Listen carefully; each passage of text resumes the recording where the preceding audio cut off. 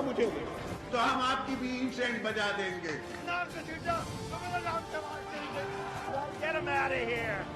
पाकिस्तान को इंशाल्लाह कुछ नहीं हो सकता। पाकिस्तान जिंदाबाद, पाकिस्तान जिंदाबाद।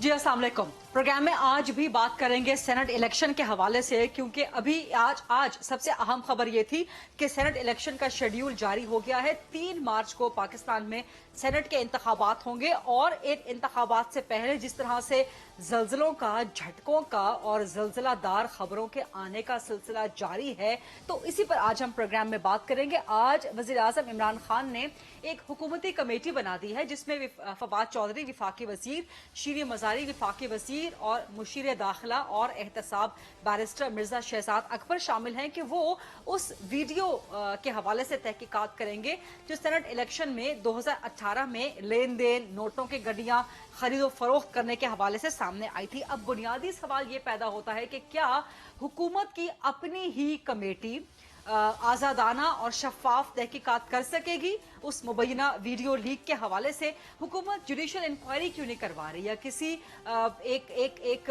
आजादाना गैर जानिबदाराना इदारे से क्यों नहीं इसकी तहकीकात करवा रही? और क्या अपोजिशन को इस हुकूमती कमेटी की जो भी फाइंडिंग्स आएंगी उस पे यकीन होगा? ये एक बड़ा अहम सवाल है। दूसरी तरफ पंजाब में बहुत बड़े बड़े झटके लग रहे हैं हुक्मरान जमात पाकिस्तान तहरीक इंसाफ को। वहां से एक एमपीए जो कि आजाद थे लेकिन फिर पीटीआई में शामिल हो गए थे, खुर्रम लगारी, उन्होंने पार्टी छोड़ दी है और उन्होंने कहा कि जो उनके साथ मजीद 5-6 और भी एमपीएज हैं जो पार्टी छोड़ने के लिए सेनेट इलेक्शन से पहले तैयार हैं। सिर्फ यही नहीं, पंजाब में 22 एमपीएज के हुकूमती पार्टी से, हुकूमत से नाला होने की खबर आई है। तो अगर पंजाब में इतना बड़ा शेकअप, इतना बड़ा अपसेट है तो फिर सेनेट इलेक्शन पे जाहिर है लामहला इसका फर्क पड़ेगा। दूसरी तरफ नून लीग जो है वो आज सुप्रीम कोर्ट पहुंच गई है कि जो सदारती रेफरेंस है ओपन बैलेट के हवाले से सेनेट इलेक्शन का, उसको खारिज कर दिया जाए। तो अब इस पे भी सुप्रीम कोर्ट ने सुनवाई करनी है। रोजाना की बुनियाद पे ओपन बैलेट के हवाले से समाअत सुप्रीम कोर्ट में जारी रहती है। अब देखना यह है कि सुप्रीम कोर्ट इसकी क्या तशरीह करती है। सुप्रीम कोर्ट में आज एक और केस भी लगा था वजीर आजम के तरक्याती फंड्स देने का, जिसमें आज केस तो सुप्रीम कोर्ट ने निपटा दिया, लेकिन एक खबर सामने आई। जस्टिस काजी फाइज ईसा ने कहा कि उन्हें एक व्हाट्सएप मैसेज NA65 से मौसूल हुआ जहां पे ये क्लेम किया गया दस्तावेजात के जरिए कि वजीर आजम के तरक्याती फंड्स जारी किए गए हैं। अब जो जराए हमें पक्की खबर जिन्होंने दी कि ये व्हाट्सएप मैसेज चौधरी शुजात हुसैन के साहबजादे चौधरी सालक हुसैन ने शायद भेजा, जिसपे उन्होंने ये क्लेम किया कि वजीर आजम के तरक्याती फंड्स उनको तो रिसीव हो गए हैं। चौधरी सालिक हुसैन ने अलबत्ता इस खबर की तरदीद कर दी है। उन्होंने आज मुझे टेलीफोन भी किया और कहा कि जी उन्होंने ऐसा कोई व्हाट्सएप मैसेज जस्टिस काजी को नहीं किया, ना ही वो जानते हैं जस्टिस काजी को। लेकिन सवालात तो पैदा हो गए हैं। पहली दफा नहीं है और पहली वजह भी नहीं है कि हुकूमती इत्तेहादी, खासतौर पर काफ लीग और पीटीआई के अंदर रिफ्ट क्रिएट हुई हो। तो ये वो सारे आफ्टर शॉक्स हैं जो कि हुकूमत के लिए पैदा हो रहे हैं सेनेट इलेक्शन से पहले। तो आगे का सियासी मंजरनामा क्या बनेगा, इसी पे आज प्रोग्राम में बात करेंगे। और मेरे पास बड़ा जबरदस्त पैनल ऑफ गेस्ट मौजूद है। पाकिस्तान तहरीक इंसाफ के सीनियर मरकजी सरकर्दा रहनुमा हैं, सेनेटर हैं मोहसिन अजीज साहब, वो मुझे ज्वाइन कर रहे हैं। मुस्लिम लीग नून से मरकजी सरकर्दा सीनियर रहनुमा हैं, सेनेटर हैं जावेद अब्बासी साहब, वो ज्वाइन कर रहे हैं। और पाकिस्तान पीपल्स पार्टी से सीनियर मरकजी सरकर्दा रहनुमा है शहला रजा साहिबा, वो मेरे साथ मौजूद हैं। शहला साहिबा, आपसे मैं सवाल करूंगी, एमक्यूएम के जो आज साबिक एमपीए ने इल्जामात लगाए हैं उस हवाले से मैं आपसे जरूर सवाल करूंगी। लेकिन सेनेटर मोहसिन अजीज साहब, सेनेट इलेक्शन होते ही, अनाउंस होते ही, बल्कि अनाउंस होने से पहले ही जिस तरह आपकी पार्टी के लिए, हुकूमत के लिए एक भौंचाल आ गया है, उधर पंजाब में आपके लोग जो हैं वो टूट रहे हैं। आज आप लोगों ने वीडियो लीक के हवाले से एक कमेटी बना दी है। क्या हुकूमत की अपनी ही कमेटी उस वीडियो लीक की तहकीकात कर सकती है जिसमें हुकूमत के अपने ही लोगों पे, असद कैसर पे, परवेज खटक पे इल्जामात हैं? सेनेटर मोहसिन अजीज साहब। बिस्मिल्लाहिर्रहमानिर्रहीम, शुक्रिया।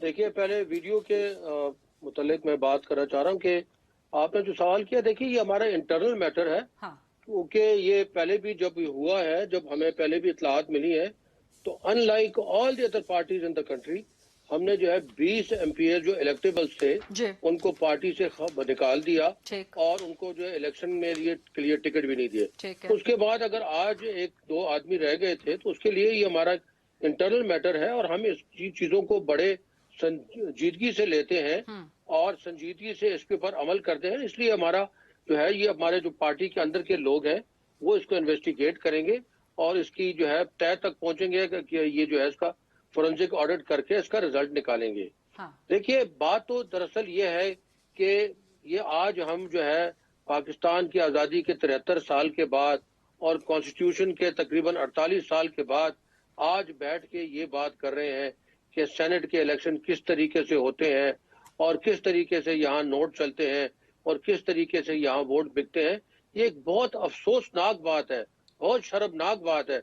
और मैं यहाँ ये कहूँ कि ये तो बात सच है, मगर बात है रुसवाई की। हाँ, तो रुसवाई इसमें है कि देखिए, हम अपर हाउस में जाते हैं और इतना बड़ा जो है एक हाउस है, इतना मतलब जिसको अपर हाउस भी कहते हैं, अब अपर हाउस में जाके दुनिया आज सुन रही है और ये कितने साल से ये खरीद फरोख्त और ये सौदागरी चल रही है।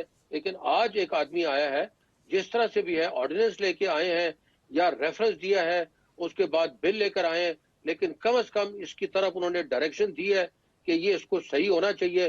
क्योंकि सियासत और सियासतदान पे इतनी बड़ी गाली जो है, मैं समझता हूं कि इसको जो है कोई बर्दाश्त नहीं करना चाहता। लेकिन मोहसिन साहब, ये जो है ना तकरीबन ऑपोजिशन का मौकिफ था कि पैसे देने वाले भी आपके बंदे, लेने वाले भी आपके बंदे, वीडियो भी ऑपोजिशन के मुताबिक आपके बंदों ने बनाई, वीडियो वायरल भी आपके बंदों ने की और आपकी ही कमेटी उसको तहकीकात करेगी। ये किस किस्म का साफ शफाफ इंसाफ है? नहीं जी, इसमें तो साफ नजर आ रहा है कि एक आदमी जो पीपल्स पार्टी के पार्लिमानी लीडर थे, हाँ, वो वहां पे एक, मैं बड़ा गंदा अल्फाज इस्तेमाल शायद ना करना चाहूँ, लेकिन एक तमाशबीन की तरह वहां सिगरेट पी रहे हैं और सामने जो है नोटों की धज्जियां लगी हुई हैं। वो नोट देने वाले हैं और नोट गिरने वाले जो हैं वो सामने नजर आ रहे हैं। तो ये सिर्फ हमारी पार्टी की नहीं है, तफ्तीश नोट देने की वाले। कमेटी किस तरह कर सकती है? तो देखिए, अब वो भी कर लेना, उनको भी चाहिए है कि वो भी जिस तरीके से है, इनके तो जो लोग सामने आए, देखिए इनको तो पहले ही ये कर लेना चाहिए, तफ्तीश कर लेनी चाहिए थी कि 6 इनके पार्लिमानी मतलब एमपीएस थे, 6 उसमें जो है 2 इनके वहां से जो सेनेटर इलेक्ट हो गए और बाकी एक जो सेनेटर था वो भी इलेक्ट होते होते रह गया, क्योंकि उसको भी काफी वोट मिले। तो 6 ने कितने बच्चे दे दिए, कितने अंडे दे दिए कि वो जो है 2 तो इलेक्ट होके आ गए और तीसरा भी इलेक्ट होते होते रह गया।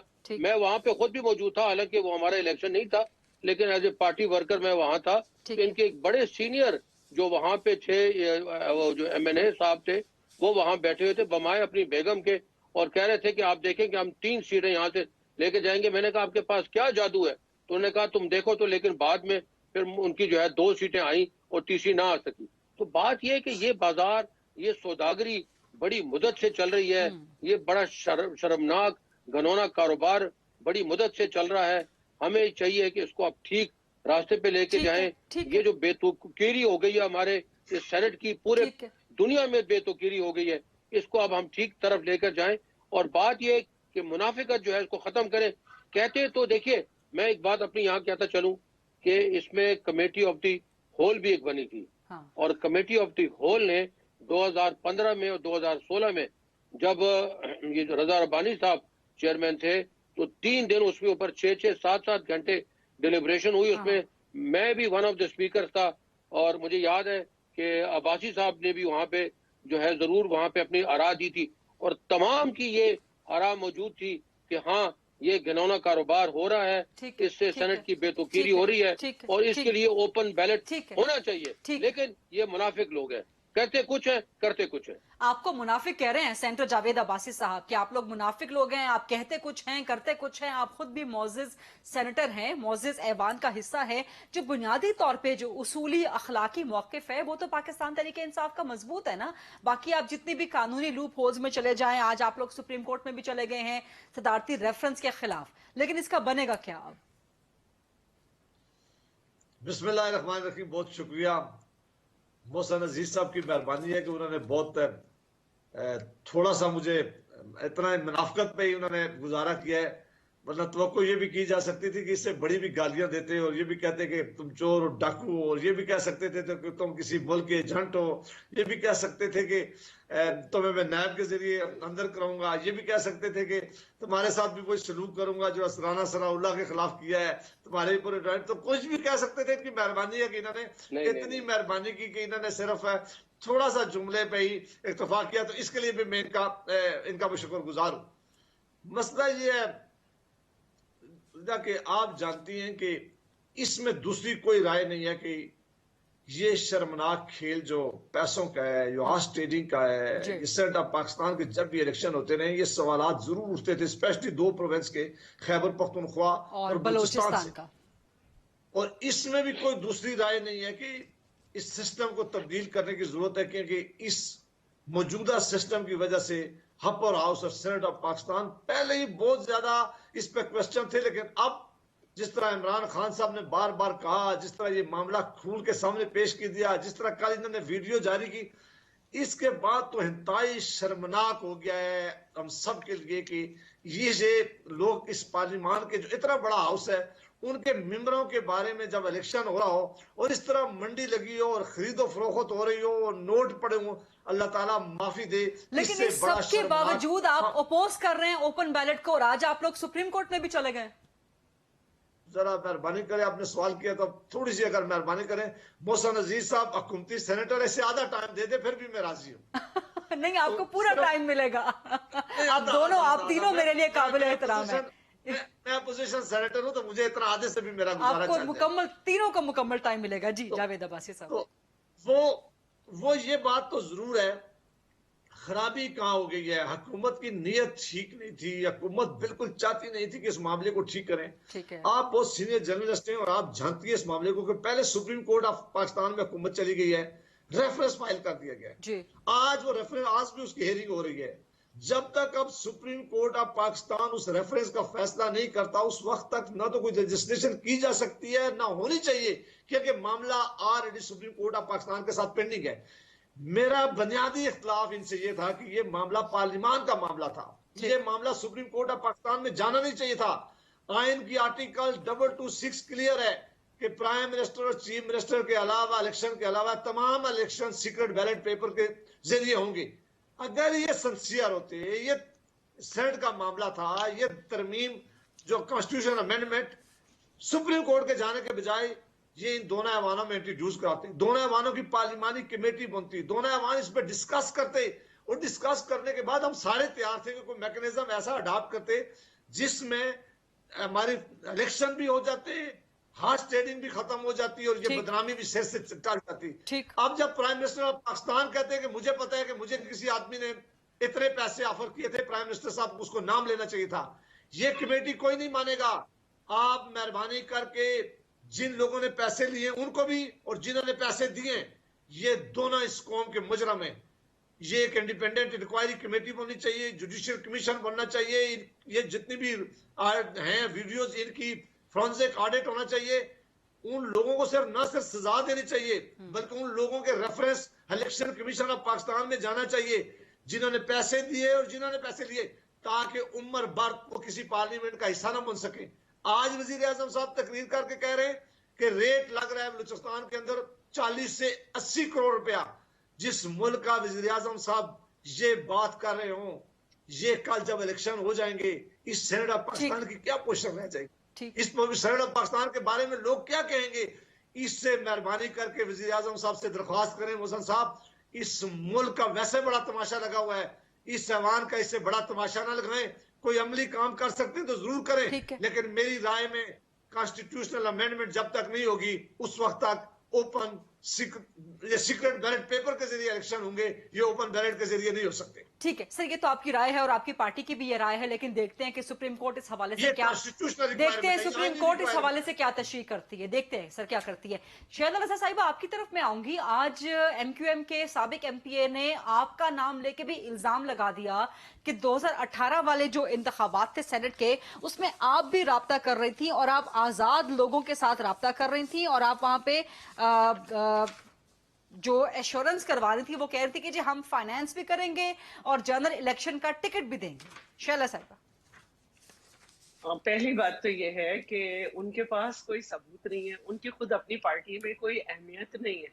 हाँ। और वो जितनी पार्टी बदल के आए थे, जो वक्त था एमक्यूएम का, उनको टिकट दे दिया क्योंकि लेने वाला भी कोई नहीं था। हाँ। तो वो कोई सबूत ही दे देते कि भाई मैंने उनसे क्या बात की क्या नहीं, मेरी उनसे कोई ऐसी बातचीत नहीं है।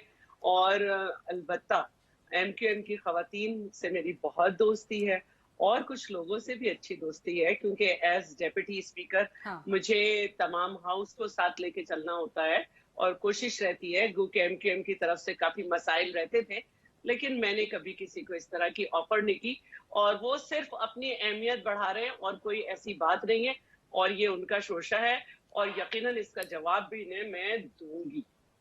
आप इसका कानूनी जवाब उनको देंगी या किस तरह से? आप टेलीविजन पे जवाब देंगी, क्या करेंगी? कानूनी जवाब देंगी? मैं भाई एक आदमी को मैं यही कह सकती हूँ ना कि भाई आपसे मेरी कोई ऐसी बात ही नहीं हुई। वो कह रहा नहीं हुई है, नहीं भाई आप सबूत पेश करो। नहीं, महफूज यार खान कह रहे हैं कि उनसे नहीं, आप आजाद अराकीन से राब्ते कर रही थी, सिंध असेंबली में बाकी अराकीन के साथ राब्ते कर रही थी।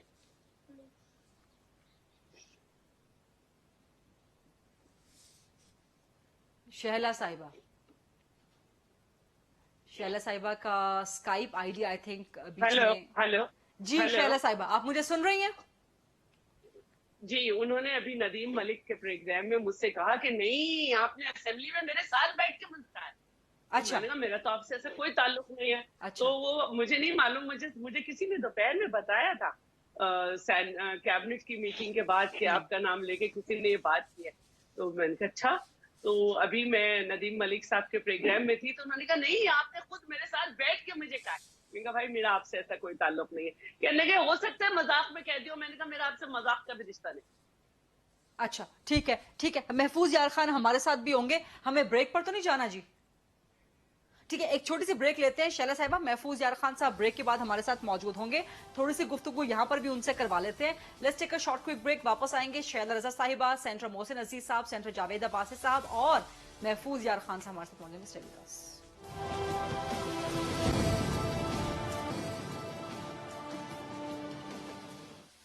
जी welcome back after the break. मेरे साथ मौजूद हैं सेनेटर जावेद अब्बासी, सेनेटर मोहसिन अजीज साहब, शहला रजा साहिबा और मुझे ज्वाइन कर रहे हैं मुत्तहिदा कौमी मूवमेंट के साबिक एमपीए महफूज यार खान साहब। अस्सलाम वालेकुम महफूज खान साहब। वालेकुम अस्सलाम। आपने आज बहुत बड़ा इल्जाम लगाया है जिसका शैला रजा साहिबा बार बार तरदीद भी कर रही हैं। शैला साहिबा हमारे साथ प्रोग्राम में भी मौजूद हैं, लेकिन आप जरा क्विकली बताएं कि ये इल्जाम आप किस बुनियाद पे लगा रहे हैं और आपके पास क्या सबूत है इन इल्जाम के? सबूत क्या होगा, अगर आप असेंबली में बैठा के बात करें तो उसका कोई सबूत, कोई रिकॉर्डिंग तो नहीं है ना मेरे पास। आपके साथ बात की शैला रजा साहिबा ने? बिल्कुल, असेंबली में बैठ के, असेंबली में उनके बराबर में बैठ के उन्होंने कहा इलेक्टेबल्स चाहिए हमें, आप हमें ज्वाइन करें, हम आपको आने वाले इलेक्शन में टिकट भी देंगे। हाँ। और अखराजात भी उठाएंगे इलेक्शन। तो फिर आपने इसका क्या जवाब दिया? मैंने इनकार कर दिया। मैंने कहा मैं एमक्यूएम में हूँ, ठीक है, वहीं रहूंगा। शैला साहिबा को भी साथ लीजिए ना जनाब। तो आपने आपने किसी को पॉइंट आउट किया, किसी के नोटिस में आप ये बात लेके आए अपनी पार्टी में या मुतालिका फोरम्स पे? कहीं कोई ऐसी जरूरत पेश नहीं आई, क्योंकि हमारे को 17 के करीब लोग जो थे, हाँ, वो पार्टी से मुख्तलिफ बहानों से इधर उधर हो गए थे। हाँ। लिहाजा इसकी कोई अहमियत नहीं थी। नहीं, आपको इतनी बड़ी एक मतलब फ्लोर ऑफ द हाउस पे सिंध असेंबली की एक तकद्दुस है, ऐवान का तकद्दुस है, उस फ्लोर ऑफ द हाउस पे आपको एक ऑफर हो रही है रिश्वत की मुबैना तौर पे, और आप उसको कह रहे हैं कि इसकी जरूरत महसूस नहीं की गई कि मैं किसी मुतालिका फोरम पे इसको पॉइंट आउट करता। अपने आपको सामने रखते हुए रिफ्यूज कर दिया। हाँ, लेकिन आपको ऑफर तो हुई ना पैसों की, रिश्वत की आपको ऑफर हुई, आपको खरीदे जाने की, आपका जमीर खरीदे जाने की ऑफर हुई। तो आपने समझते कि आपको किसी को बताना चाहिए था, पार्टी को बताना चाहिए था, या सिंध असेंबली के नोटिस में आप लेके आते, या कम से कम इलेक्शन कमीशन को बताते कि इस तरह से रिश्वत की ऑफरें हो रही हैं पीपल्स पार्टी की तरफ से? उस वक्त तो जिस अंदाज से मामला चल रहे थे, हाँ, और पार्टी में ग्रुपिंग्स हो रही थी, इसलिए इसकी कोई अहमियत नहीं थी। आपने इसकी कोई अहमियत ही नहीं समझी? नहीं, बिल्कुल नहीं। ये आपके लिए मामूल का मामला था? नहीं, मामूल का कैसे था, मैं 42 साल से सियासत करता हूँ। मैं 2 दफा चीफ मिनिस्टरों के साथ काम कर चुका हूँ, मेरे लिए मामूल का मामला नहीं था। हाँ। लेकिन मैंने चूंकि उन्होंने जिस अंदाज से बात की थी उसको मैंने इग्नोर कर दिया। शैला साहब क्या कहेंगे आप इसमें? अभी तक वो अपनी बात पे कायम है, सबूत कोई नहीं है, लेकिन वो कह रहे हैं कि जब ज़बानी कलामी बात होती है तो उसका सबूत कहां से होता है? जो MQM के वो लोग जो मुझे टीस करते रहे पूरे 10 इयर्स के 2 टेन्योर में, वो भी कभी ये नहीं कहेंगे और मुझ पे इस तरह का इल्जाम नहीं लगाएंगे। हाँ। और रही इनकी बात कि इन्हें कोई एक ऑफर मिलती ना, ये चले जाते, इनका ट्रैक रिकॉर्ड देख लें किस किस पार्टी में रहेंगे। और मैं कभी इस किस्म के मामलात को कोई मुझसे उंगली नहीं उठा सकता। MQM की खवातीन जो है उनकी मुझसे बहुत दोस्ती है और दूसरी पार्टीज की खवातीन की भी, और वो ये कि अपने घर तक की बातें करती हैं। उन्होंने जाहिर है कि इनके 17 लोगों में बहुत से ऐसे लोग थे कि जो खुलेआम आ गए थे, खवातीन इनकी रोती भी आई थी 1-2 CM हाउस में। हाँ। लेकिन वो भी ये नहीं कह सकती कि उनसे कोई मेरी बातचीत रही, वो भी ये नहीं कह सकती। तो इनको शर्म करनी चाहिए। यकीनन ये कोई सेनेट वेनेट में टिकट चाह रहे हैं अपनी पार्टी से, मिलेगा नहीं इन्हें, लेकिन अच्छी इन्होंने एक प्लान किया कि अपने आप को हाइप दे। लेकिन मैं अगर आप बुलाते ना तो मैं इन्हें कल से जवाब भी नहीं दे रही थी, मैं इस काबिल नहीं समझती। नहीं, इल्जाम तो खैर बहुत बड़ा उन्होंने लगाया और महफूज खान साहब ने सिर्फ ये नहीं कहा कि सिर्फ उनसे बात हुई, उन्होंने कहा कि आजाद अरकान से भी आप राब्ते में थी। महफूज खान साहब यही कहा ना आपने? मैंने ये कहा कि और भी लोगों से लोग राब्ते में थे। ठीक है। मुझसे शैला रजा साहब ने डायरेक्ट बात की। ठीक है। और आप समझते हैं कि इसकी अब कम से कम इंक्वायरी होनी चाहिए इस सारे इशू की, क्योंकि इस वक्त पूरे मुल्क में माहौल बन चुका है। प्राइम मिनिस्टर ने भी एक कमेटी बना दी है। आप समझते हैं कि सिंध के लेवल पे कोई इंक्वायरी होनी चाहिए इसकी? कमीशन बने और उसके बयान वगैरह रिकॉर्ड हो और रिजल्ट आना चाहिए। कमीशन कौन सा? जुडिशल कमीशन बने? जुडिशल कमीशन बने। और आप पेश होंगे जुडिशल कमीशन के सामने? बिल्कुल पेश होंगे। और शैला साहिबा आप जाएंगी जुडिशल कमीशन के सामने? मैं क्यों जाऊंगी? मैं इन पे हद तक का दावा करूंगी। आप महफूज खान साहब? हद तक का दावा करूंगी ना, लीगल नोटिस भिजवाऊंगी इन्हें मैं। ये इन्होंने सिर्फ अपने आप को दोबारा से जिंदा करने के लिए वो भी इसलिए मुझ पे हाथ डाला है कि इन लोगों को बड़े मसाइल थे कि एक उर्दू स्पीकिंग जो है वो इनके गले पड़ी रहती है और इनके टफ टाइम देती है, और ये सारे मिलकर उसे टफ टाइम देते हैं, लेकिन उसकी कोई वीक पॉइंट नहीं पकड़ पाते। इनको अपनी पार्टी से भी शटअप कॉल जल्दी मिलेगी। अच्छा, महफूज खान साहब कुछ कहना चाहेंगे? पार्टी का कोई हाल नहीं रहा है। महफूज खान साहब कुछ लास्ट कमेंट कहना चाहेंगे आप? मैं ये कहूंगा कि इस पे प्रॉपर इंक्वायरी होनी चाहिए, कमीशन बनना चाहिए और इस दफा इस पे मुहतात रहना चाहिए।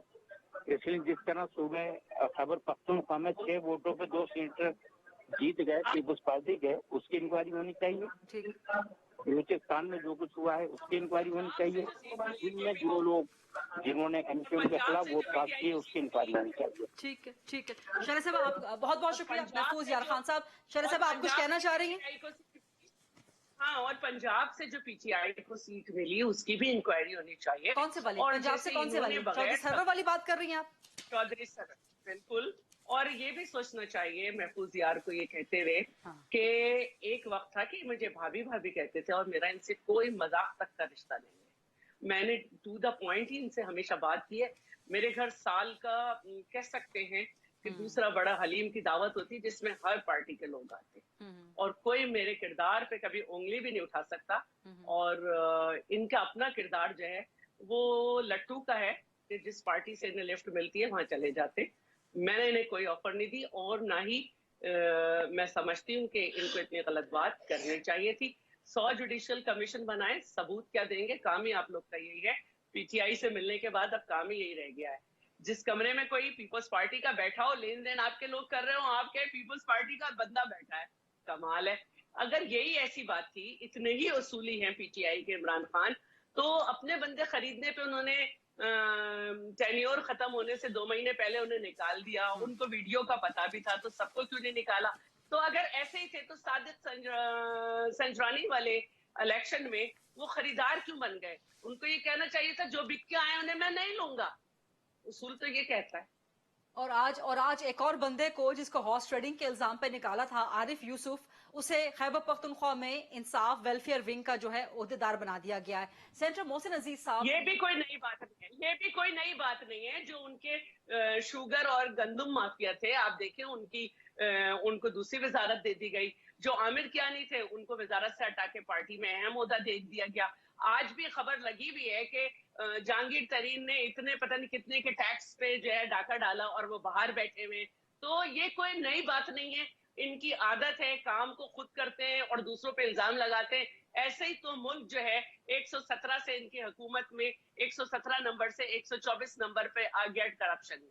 सेनेटर मोहसिन अजीज साहब क्या इसका जवाब देंगे? नंबर वन, ये जो बात इस वक्त हमारे दरमियान में हुई है, और दूसरा कि इस वक्त पूरे मुल्क में एक हंगामा है, एक तूफान है, एक चीजें बड़ी गुत्थी उलझती जा रही है रोज बरोज। एक इल्जाम यहां से आ रहा है, दूसरा इल्जाम वहां से आ रहा है। बजाय इसके कि आप अपनी ही हुकूमती कमेटी बना देते, एक ब्रॉड बेस्ड जुडिशियल कमीशन बनवा दे जिसमें हर पार्टी का, हर सूबे का जो है मामला खुल के वाजे हो जाए। देखिए, तो बड़े अफसोस की बात है कि एक पार्टी जो कुछ आगे जाना चाहती है और इसमें शफाफियत लाना चाहती है, वो उसके ऊपर ये इल्जाम लगा रहे हैं कि ये क्यों चले गए, कोर्ट में क्यों चले गए, ऑर्डिनेंस क्यों आ गया, बिल के लिए हमारे पास बैठे नहीं। इन सब के जवाबात मेरे पास हैं कि इनके पास अगर बैठते हैं तो जो है बात कहाँ से शुरू होती है, बात कहाँ चली जाती है। बात फेडअप की बिल थी, नैब का उसके साथ दूर दूर का तलक नहीं। आप उसके पर्चे उठा के ले आए कि 32 क्लॉजेज हटा दें। आपसे बात शुरू होती है, आप एनआरओ के किससे शुरू कर देते हैं, आपके साथ बात शुरू होती है। आप जो अपने लीडरान साहिबान की जो गलाजतें हैं, जो मुसीबतें हैं, जो उनकी चोरियां डाकू है, वो आप उसको बचाने की कोशिश करते हैं। बात ये कि देखिए, यहाँ पे अगर बात हो रही है कमेटी की, तो कमेटी का तो एक स्टेप 1 है, उसने आगे रिकमेंडेशन देनी है। हो सकता है इसका जो हम नैब को भिजवा दे, हो सकता है वो रिकमेंड करे कि FIA को भिजवा दे। फिर इनकी तरफ से आप देखेंगे दोबारा आएगा कि ये पॉलिटिकल विक्टिमाइजेशन हो रही है जी, ये जो कमेटी है इसको नैब को क्या तलक है इसके साथ। बात तो ये है कि तो इनकी जो एतराजात से बचने के लिए एक जुडिशियल कमीशन बनवा देना जिसमें सिंध का, पीपल्स पार्टी का भी जो है। जुडिशियल कमीशन अगर अभी बनाया है हमने, अजमत शहीद साहब को हमने वहां लगाया है, वो भी इनको पसंद नहीं है। ये तो हमेशा से जो है इनकी आदत रही है कि एम्पायर को भी साथ मिला के, बल्कि मुखालिफ जो टीम है उसको भी साथ मिला के ये खेलते रहे। देखिए, आप शफाफियत की बात करते हैं, कौन सी पार्टी ने ये किया है कि डोमिसाइल को, यानी जो सेनेट के टिकट जो दिए गए हैं वो वहां के जो डोमिसाइल होल्डर है उसको दिए गए हैं। हमने ये किया है कि जिस सूबे की रिप्रेजेंटेशन उसका डोमिसाइल होल्डर करेगा। आप बाकी पार्टियों को देख ले, कहाँ के बंदे को उठा के कहाँ से वो सीट दिला देते हैं, हर पार्टी के को आप देख ले। इसी तरीके से आप सिंध को देख ले, सिंध में अगर आज एक वो वहां पे एक तूफान बरपा है, वो यही कह रहे हैं कि जी ज्यादातर लोग जो हैं वो सिंध के जो मेंबर्स हैं वो वोट देते हैं, लेकिन सारे के सारे जो है ज्यादातर लोग जो है वो कराची को बिलोंग करते हैं। कराची की रिप्रेजेंटेशन वहाँ होती है, बाकी सिंध जो है वहाँ पे जो है वो उसकी रिप्रेजेंटेशन ही होती है। ये तो देखे, हमारे पार्टी के बड़े सीनियर लोग जो हैं, हमें नाम ये नहीं लेना चाहता, वो हमसे इमरान खान साहब से नाराज हो गए कि जी आपने हमें सेनेट की सीट खैबर पख्तूनख्वा से क्यों नहीं दी। उन्होंने जवाब दिया कि आपका वहाँ डोमिसाइल नहीं है। अगर हमारे 2015 में अगर हमें ये डर लगा कि इस तरह की बात है और ये हमारी पार्टी और ये मुल्क इससे बर्बाद होगा, इमरान खान साहब ने बरमला आके कहा, मैं वहां मौजूद था, कि अगर इस तरह की मुझे कोई चीज नजर आई मैं असेंबली डिसॉल्व कर दूंगा। ये इस तरह की जुर्रत करे ना, एक पार्टी इस तरह की जुर्रत करे कि वो करे कि अभी जिस तरह इनके 2 सेनेटर्स का मैं बाहर नाम नहीं लेता, लेकिन इनको मालूम है उस पर एक्शन लेना। ये सर, वो नाम सामने आ गए हैं, वो नाम सामने आ गए हैं और उन सेनेटर्स ने वजाहत भी कर दी है कि जमात इस्लामी के साथ उनका अलायंस था और फिर जनरल सीट का अलायंस था, और वो सारे नंबर्स उन्होंने बता दिए। देखिए, जैसे जावेद अब्बासी साहब यहाँ बैठे हैं, ठीक है, इनका एक स्टेचर था, इनके वोट वहां कम थे, लेकिन इनको सेकंड वोट, थर्ड वोट हमारी पार्टी ने भी दिए, बाकी पार्टियों ने भी दिए, because of stretcher.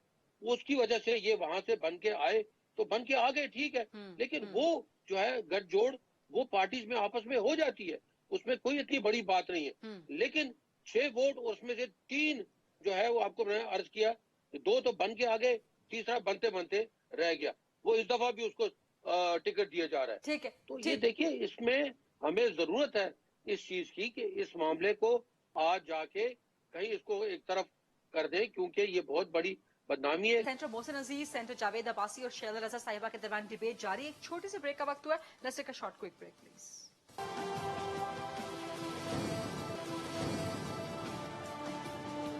Ji welcome back after the break. Senator Javed Abbasi साहब, इस मामले को हल तो होना चाहिए, लेकिन हल कौन करेगा? सेंटर मोहसिन अजीज साहब ने कह दिया कि जी आपके साथ बैठते हैं तो आप एनआरओ की गर्दान लेके बैठ जाते हैं, आप अपने लीडर्स के किस्से लेके बैठ जाते हैं, उनके केसेस लेके बैठ जाते हैं, जुडिशल कमीशन बनाए तो आप जज की सबराही पे एतराज कर देते हैं। तो जाएं कहां?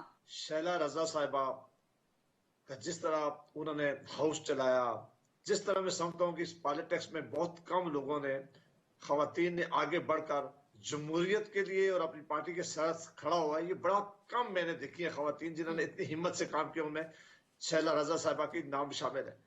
ये जो आपने ये बुला लिया, मैं समझता हूँ कि ये आप लोगों को प्रोग्राम में भी बड़ी ज्यादती है कि ऐसे एक आदमी को बुला लेना है।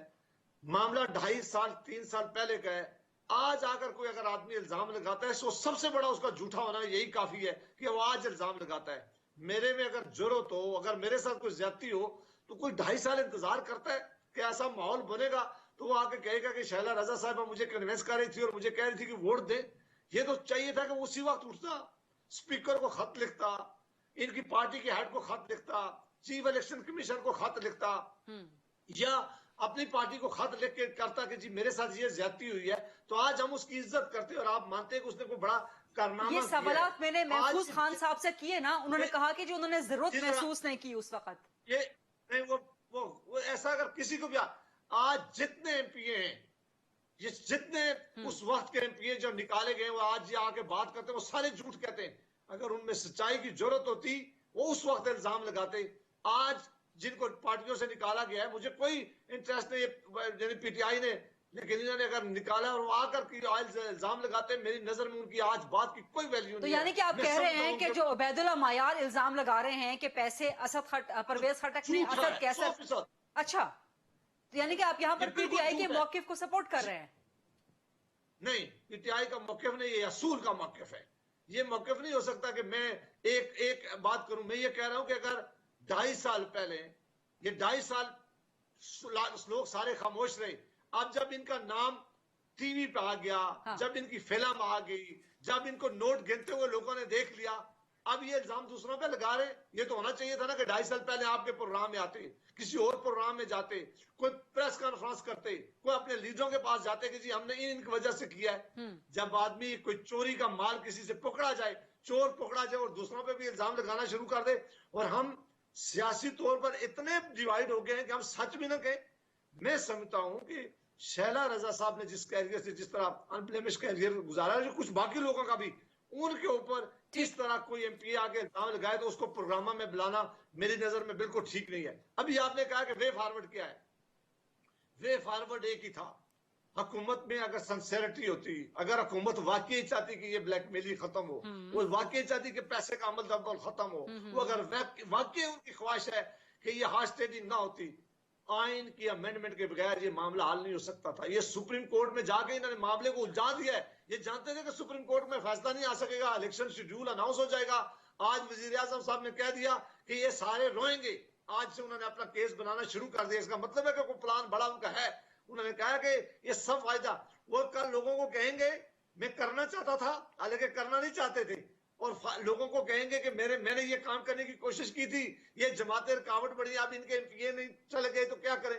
और दूसरी बात यह है कि इनको जो खौफ है, जो हुकूमत को, उनको बड़ा खौफ ये है कि अगर मोहसिन अजीज साहब की तरह आदमी आ जाए तो कोई ऑब्जेक्शन नहीं करेगा, अगर शिबली फराज साहब की तरह कोई आदमी आ जाए तो कोई ऑब्जेक्शन नहीं करेगा।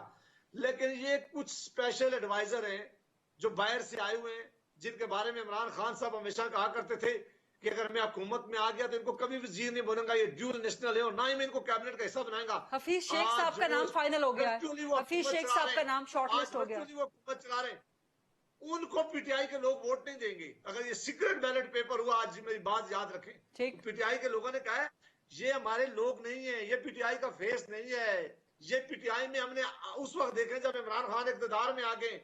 आज से वजारतें भी एंजॉय कर रहे हूं और कल हम इनको सेनेटर भी बना ले। इमरान खान साहब को पता है कि चूंकि एमपी उनको वोट नहीं देंगे, इसलिए उन्होंने ये तरद्दुद करने की कोशिश की है। लिहाजा आज बड़ी बदकिस्मती हो गई है कि एक अच्छा मौका था, हुकूमत सिंसियर होती, हुकूमत को अगर वाकई ट्रांसपेरेंट चाहती, वो ये आईनी अमेंडमेंट दोनों हाउसेस से पास करवाती और हम हमेशा से इस ब्लैकमेलिंग से निकल जाते। लेकिन अभी for the time being opposition डट गई है कि बिल्कुल साथ नहीं देगी हुकूमत का इस हवाले से। तो फिर शैला साहिबा, जब तक सुप्रीम कोर्ट के रेफरेंस का फैसला नहीं आता उस वक्त हम कुछ कर ही नहीं सकते। मैं बार बार कह रहा हूं कि जब तक सुप्रीम कोर्ट ऑफ पाकिस्तान का, या तो ये रेफरेंस में ड्रॉ कर लेते, जब तक सुप्रीम कोर्ट ऑफ पाकिस्तान की इंटरप्रिटेशन का जवाब नहीं आता उस वक्त तक ना कोई आइन साजी हो सकती है, ना कोई ऑर्डिनेंस निकाली। ऑर्डिनेंस इन्होंने निकाला है ना, सुप्रीम कोर्ट से कर दिया कि जो फैसला जो आएगा उसके साथ नथी कर दिया है कि अगर वो फैसला आया तो तब ये इम्प्लीमेंट होगा, और ना आया तो इसी तरह सीक्रेट बैलेट के जरिए होंगे। जब मामला सुप्रीम कोर्ट ऑफ पाकिस्तान के सामने हुकूमत ले गई है, कोई और फोरम जो है इसको डिटरमिन नहीं कर सकता। ठीक है। सेनेटर मोहसिन अजीज साहब, आपने सेनेटर जावेद अब्बासी की बात सुन ली। वो कहते हैं कि जब तक सुप्रीम कोर्ट की तरफ से रेफरेंस की तशरीह नहीं आ जाती, कोई कानून साजी वगैरह, कोई ऑर्डिनेंस, कोई रेफरेंस नहीं हो सकता। So then what next, what sir? देखिए, ऑर्डिनेंस तो खैर हो सकता है। ऑर्डिनेंस तो सदर जिस वक्त चाहें वो कर सकते हैं। सर, आइन में तरमीम ऑर्डिनेंस के जरिए हो सकती है? नहीं, बिल्कुल हो सकती है। अब उन्होंने कंडीशनल किया हुआ है। वो जो कंडीशन वो ये है कि सुप्रीम कोर्ट अगर इसके बरक्स ऑर्डर कर दे तो फिर ये नल एंड वॉइड हो जाएगा, otherwise this will go along. देखिए, मैं यहाँ ये बात करना चाह रहा हूँ, एक तो ये जो इल्जाम की बात है, ये बिल्कुल मैं जावेद साहब की बात से एग्री करता हूँ कि जो इल्जाम आज लगा रहे हैं 2.5 साल और 3 साल के बाद, फलाने ने खटक साहब ने और कैसर साहब ने बात की, ये बिल्कुल ऐसे ही है जैसे चोर मचाए शोर वाली बात है। आप आज रेड हैंडेड पकड़े गए, you are caught with the, you know, you with the hand in the jar with the cookie with in your hand. वो अगर हो गया, आप बात कर रहे। देखिए, मैं साथ साथ देखें यार ये बात करना चाह रहा हूँ, 5 साल ये भी हुकूमत में रहे, नून लीग 5 साल पीपल्स पार्टी भी रही, इनके पास भी मौका था, ये नहीं इन्होंने किया जहां तक हम गए। फिर आखिरी बात ये करता चलूं कि देखिए, हमें कोई खाइफ होने की बात नहीं है। हम सिटिंग गवर्नमेंट है, फेडरल गवर्नमेंट भी हमारे पास है। उसके अलावा जो खैबर पख्तूनख्वा में मेजोरिटी के साथ हम है, पंजाब भी और बलूचिस्तान में भी हमारी मखलूत हुकूमत है। हमें कोई डरने की बात नहीं है, न डरने को खाइफ होने की बात है। लेकिन हम इस सियासत में शफाफियत और ट्रांसपेरेंसी और सदाकत लाना चाहते थे, जो कि हमारी कोशिश थी।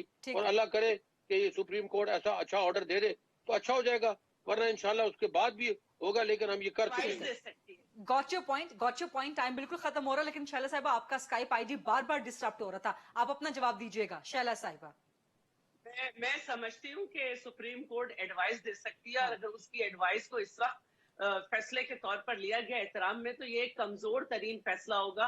ये कम इलेक्शन कमीशन का था, कल फिर होगा कि जनरल इलेक्शन भी ओपन कराए जाएं। और इसमें अगर ये हो भी गया तो रूल्स ऑफ बिजनेस बनने में अभी टाइम लगेगा। रूल्स ऑफ बिजनेस में आपने सिर्फ ये लिख दिया कि ओपन आइडेंटिफाइड, तो उसका वे क्या होगा ये आपने अभी तक एक्ट में नहीं है, तो ये एक मुश्किल बात होगी। हुकूमत डर गई है, खान घबरा रहा है। ठीक है। जावेद अब्बासी साहब, आप कह रहे थे कि आइन में तरमीम ऑर्डिनेंस के जरिए नहीं हो सकती। जावेद अब्बासी साहब, बिल्कुल नहीं हो सकती। आइन पाकिस्तान में अमेंडमेंट ना ऑर्डिनेंस से हो सकती है, ना प्रेसिडेंट कर सकता है, ना सुप्रीम कोर्ट ऑफ पाकिस्तान कर सकता है, ना ज्वाइंट सेशन कर सकता है। आइन पाकिस्तान में खुद लिखा हुआ है कि जब भी आइन की अमेंडमेंट होगी दोनों हाउसेज में 2/3 मेजॉरिटी के साथ कर सकते हैं। इसके अलावा आइन के आर्टिकल को कोई अमेंड नहीं कर सकता। प्रेसिडेंट आम कानून के मुताबिक ऑर्डिनेंस निकाल सकता है, लेकिन वो आइन की किसी शिक के मुताबिक आइन के मामला में प्रेसिडेंट के पास ये कोई पावर नहीं है। ठीक है, बहुत बहुत शुक्रिया सेनेटर जावेद अब्बासी साहब, सेनेटर मोहसिन अजीज साहब, शैला रजा साहिबा। ये था आज का प्रोग्राम। बड़ी जबरदस्त, बड़ी अच्छी, बड़ी इंटेलेक्चुअल और बड़ी सॉलिड डिबेट हुई आज के प्रोग्राम के हवाले से। तब तक जाहिर इंतजार करना जब तक कि सुप्रीम कोर्ट इस रेफरेंस के हवाले से कोई तशरीह नहीं कर देती। I will see you coming week इंशाल्लाह। अल्लाह हाफिज।